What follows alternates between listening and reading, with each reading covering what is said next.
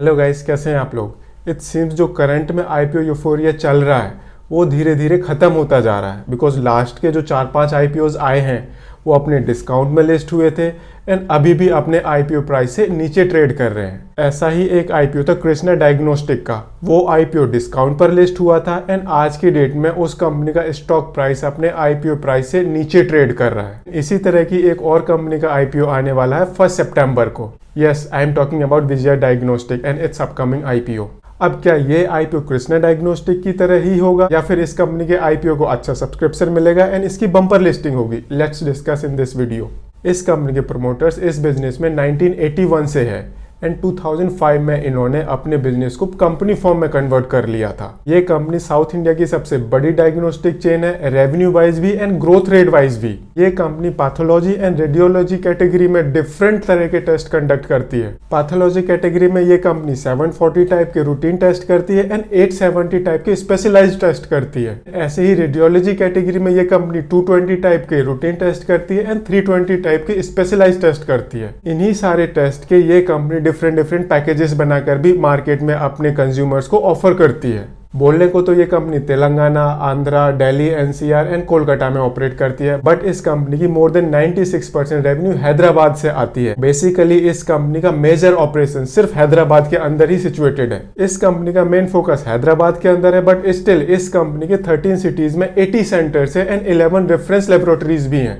Reference laboratories basically वो laboratories होती हैं जहां पर टेक्निकल टेस्ट होते हैं बल्क क्वांटिटी में, ताकि उन टेस्ट की कॉस्ट कम हो एंड उनके रिजल्ट जल्दी निकल कर आए। 2014 में इस कंपनी ने मेडोनोवा डायग्नोस्टिक कंपनी को एक्वायर किया था, जिससे इनके सेंटर्स का काउंट बढ़ गया था एंड 2015 में इस कंपनी के अंदर पीई इन्वेस्टमेंट हुई थी। एंड अगर हम वॉल्यूम की बात करें तो फाइनेंशियल ईयर 2021 में इस कंपनी ने अप्रोक्सीमेटली 1 करोड़ टेस्ट कंडक्ट किए हैं एंड जो भी इस कंपनी के डायग्नोस्टिक सेंटर या फिर लेबोरेटरीज हैं वो सारे के सारे NABL से सर्टिफाइड हैं। अगर हम इस कंपनी के ऑपरेटिंग मार्जिन देखें तो वो कंटिन्यूसली बढ़ते जा रहे हैं। इसका एक बहुत बड़ा रीजन है दैट ये कंपनी अपनी ऑपरेटिंग एफिशिएंसीज को इंक्रीज करने के लिए कंटिन्यूसली कुछ ना कुछ इनोवेशन करती रहती है। ऐसे ही इनका एक इनोवेशन है हब एंड स्पोक मॉडल, जिससे जो भी नियरेस्ट कलेक्शन सेंटर होगा वो इनके क्लाइंट के पास विजिट करेगा एंड सैंपल कलेक्ट करेगा। इससे इस कंपनी की काफी सारी कॉस्ट सेविंग होती है। अगर हम बात करें इस कंपनी की way of working and quality की, तो इस कंपनी को पिछले 3-4 साल में ऑन एन एवरेज 5-6 अवार्ड मिलते रहते हैं। अवार्ड किस तरह के?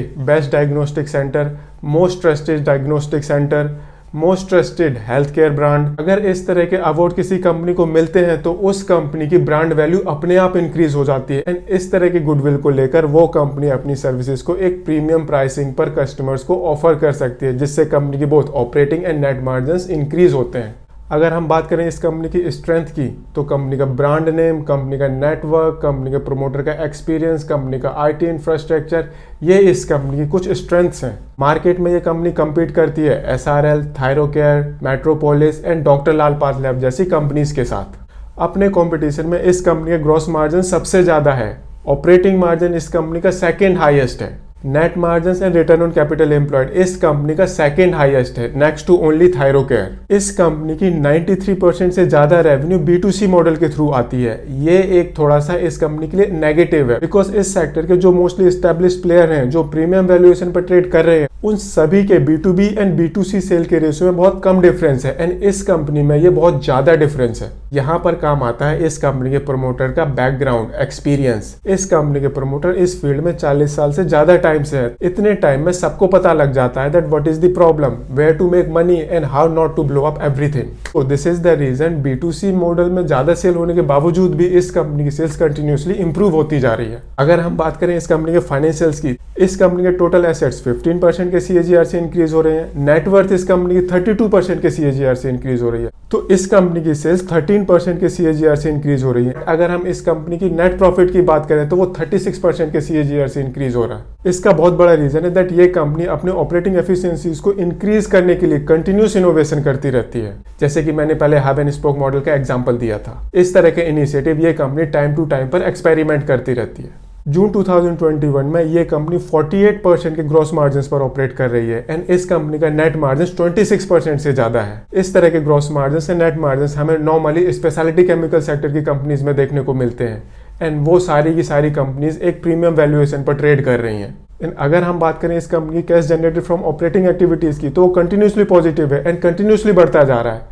एंड इसी कैश जनरेशन को ये कंपनी यूज़ करती है अपनी एक्सपेंशन को फंड करने के लिए। आज की डेट में ये कंपनी एक डेट फ्री कंपनी है एंड ये इस कंपनी के लिए बहुत बड़ा पॉजिटिव फैक्टर है। अगर हम बात करें नंबर्स की, तो इस कंपनी के total asset approximately 600 crore rupees के आसपास है। नेटवर्थ इस कंपनी की अभी 400 करोड़ भी नहीं पहुंची। ऐसे ही इस कंपनी की सेल्स अभी तक किसी भी साल में 400 करोड़ नहीं टच हुई है, but there are chances that financial year 2021 में इस कंपनी की सेल्स 400 करोड़ प्लस हो जाएगी। ऐसे ही अभी तक इस कंपनी ने किसी भी साल में 100 करोड़ का प्रॉफिट नहीं क्लॉक किया, बट अगेन फाइनेंशियल ईयर 21-22 में इसके बहुत ज़्यादा चांसेस है दैट ये कंपनी 100 करोड़ से ज़्यादा का नेट प्रॉफिट पोस्ट करेगी। ये इस कंपनी के ग्रॉस मार्जिन है, नेट मार्जिन है एंड ये इस कंपनी की कैश फ्लो पोजीशन है।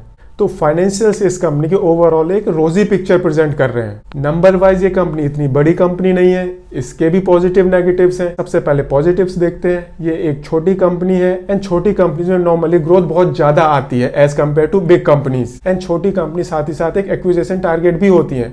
कल को इस कंपनी की लिस्टिंग के बाद अगर कोई न्यूज आए दैट ये कंपनी इस कंपनी को अक्वायर करने वाली है, तो देर आर चांसेस दैट इस कंपनी की 40-50% मार्केट कैपिटलाइजेशन एक शॉट में ही इंक्रीज हो जाएगी। ऑन दी अदर हैंड इसके कुछ नेगेटिव्स भी होते हैं दैट छोटी कंपनी उनके पास लिमिटेड रिसोर्सेस होते हैं एंड वो बड़ी कंपनीज के साथ नॉर्मली प्राइसिंग वॉर नहीं कर पाती and most of the time वो कंपनी फिर लॉस मेकिंग कंपनीज में कन्वर्ट हो जाती है एंड धीरे धीरे बंद भी हो जाती हैं। अभी तक हमने इस कंपनी के बारे में जाना, कंपनी के फाइनेंसेस देखे, कंपनी की ग्रोथ की बात की एंड ये सब के सब इस कंपनी के लिए एक रोजी पिक्चर प्रेजेंट करते हैं। एंड अगर हम बात करें कृष्णा डायग्नोस्टिक की, तो इस कंपनी में एंड कृष्णा डायग्नोस्टिक में काफ़ी डिफरेंस है। इस कंपनी की फाइनेंशियल पोजीशन कृष्णा डायग्नोस्टिक की फाइनेंशियल पोजीशन से काफ़ी बेटर है। तो देर आर चांसेस दैट इस कंपनी के आईपीओ को अच्छा सब्सक्रिप्शन मिलेगा एंड उसकी बम्पर लिस्टिंग भी होगी। इस कंपनी का टोटल आईपीओ साइज होने वाला है 1895 करोड़ रुपीस का एंड ये सारा का सारा ऑफर फॉर सेल है। दैट मीन्स इस आईपीओ की वजह से कंपनी की फाइनेंशियल पोजीशन में कोई भी इंप्रूवमेंट नहीं होने वाली एंड इस आईपीओ का सारा पैसा कंपनी के सेलिंग शेयर होल्डर के पास ही जाएगा। अब इस कंपनी का आईपीओ ओपन होगा 1 सितंबर को, 3 सितंबर को इस कंपनी का आईपीओ क्लोज हो जाएगा एंड 14 सितंबर को इस कंपनी की बोथ बीएसई एंड एनएसई में लिस्टिंग होगी। 522 रुपीज से 531 रुपीज का प्राइस बैंड है एंड 28 शेयर का लॉट साइज। इस हिसाब से आपकी मिनिमम इन्वेस्टमेंट होगी 14,868 रुपीज की एंड मैक्सिमम इन्वेस्टमेंट होगी 1,93,284 रुपीज की। ये एक छोटा सा वीडियो था विजय डायग्नोस्टिक के अपकमिंग आईपीओ के बारे में। अगर वीडियो पसंद आए तो इसे लाइक शेयर जरूर करें एंड चैनल को सब्सक्राइब करें। Thank you.